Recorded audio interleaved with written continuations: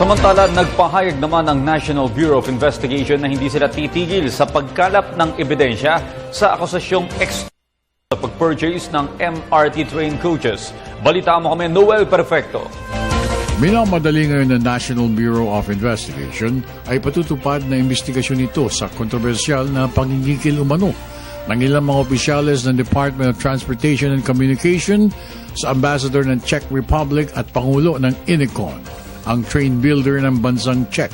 Nang makapanayam ng PTV4 News, sinabi ni Director Virgilio Mendez na mismo ang kalihim ng hustisya ang nagatas sa ahensya na kanilang pagtibayin ang investigasyon at dapat nakabase sa ebidensya ang resulta ng gagawing pananaliksik.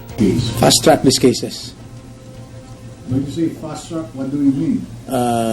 We have some deadlines to meet. So hopefully we can finish this within this week. We are on the finishing touches already. Niliwanag rin ni Director Mendez na wala pa silang isinasagawang anumang investigasyon at walang katotohanan ng mga naglalabasan sa mga pahayagan na tinapos na nila ang kanilang investigation sa usapin.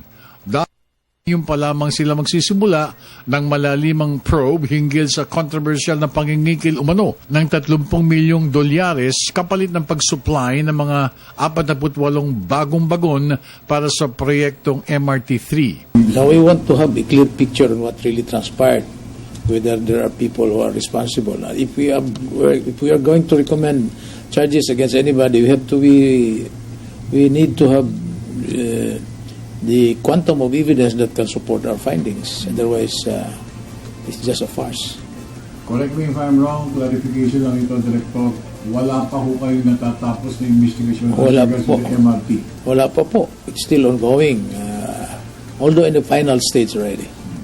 Tiniyak rin ng Bureau Chief na kanilang iimbitahan ang lahat ng isinasangkot sa kontrobersiya tulad ng Czech Ambassador to the Philippines, Josef Richtar, Inicon President Josef Husek, MRT General Manager Albi Tangkol III, Wilson De Vera, Manolito Maralit at isang Mario de la Cruz.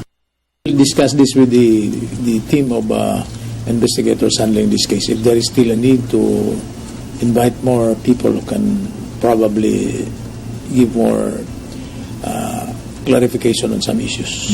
Matatandaan na mismo ang Pangulong Benigno Aquino III na nag-utos sa NBI na magsagawa ng malalimang investigasyon sa usapin at kasuhan ng lahat na mapapatunayang may kinalaman sa kasong extortion kapalit ng pagiging supplier ng bagong mga bagon ng MRT. Para sa Telebisyon ng Bayan, ako naman si Noel Perfecto.